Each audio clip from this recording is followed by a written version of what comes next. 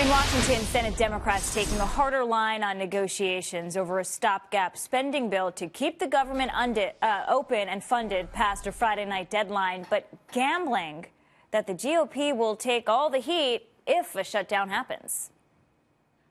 We want to do everything we can to avoid a shutdown, but we Democrats believe if there is one, it'll fall on the Republicans' backs. The president certainly doesn't want a shutdown, and if one happens, I think you only have one place to look, and that's to the Democrats, who are holding our military and our national security hostage by trying to push through other policies that have nothing to do with the budget. Here to weigh in is Kirsten Haglund, political commentator. Who is to blame, Kirsten? Well, obviously, the finger pointing is going to continue right up until the deadline this Saturday. But honestly, Chuck Schumer is right here. This is going to fall on Republicans.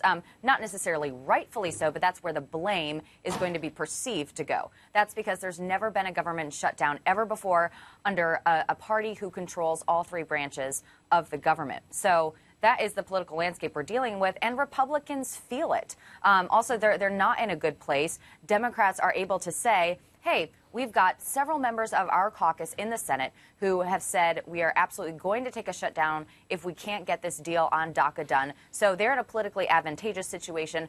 Also, we have to remember that they're playing up their hand for the 2018 midterms, and they know that that vocal group of DACA supporters, as well as those who favor more lax immigration policies, are very enthusiastic. They show up at the polls, and so they're playing out the drama for the 2018 midterms as well. Where exactly and how exactly did all these talks fall apart? Because just a few days ago, it seemed promising, and now Democrats are demanding a clean DACA bill.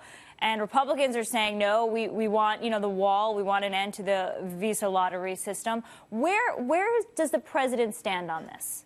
Well, obviously negotiations kind of fell apart when you saw Senator Dick Durbin come out with those comments. And that's what I mean about the fact that it's just a touch disingenuous that Democrats sit here and say, oh, this is all about DACA and the Dreamers, when if, the senator hadn't come out with those comments and they hadn't been playing up all of this, then we would have a much easier negotiation process here. But also you have to look at the fact that for the past 3 months or so, since September, Congress has continued to pass continuing resolutions rather than an actual budget bill. So that's how we've pushed this further and further down the line. The president had said he wants a bill of love. I think that we can all agree that whatever that means, the president is someone who has supported the Dreamers having a path to citizenship. So it's really just a matter of this brinkmanship tactics between Republicans and Democrats, and it's really more about politics than about policy. It seemed like the president was willing to budge based on what Chief of Staff John Kelly told Bret Baier last night. Look, yeah, we still need the money for the border wall, but maybe only 700 miles of wall. So, it seems like there might be room for negotiation here. Today, the House is expected to vote on a continuing resolution. This would be, I believe, the fourth stopgap spending measure passed since October, and it basically keeps the government open and funded through February 16th. Do you expect that to pass? Because in it, there is a carrot for Democrats, and that is a 6-year extension of CHIP, which is health insurance for more than 8 million children. Bingo. That is a huge and important negotiating tactic because it's completely bipartisan. Both Republicans and Democrats want to see CHIP funding extended. They both agree that it should not have run out.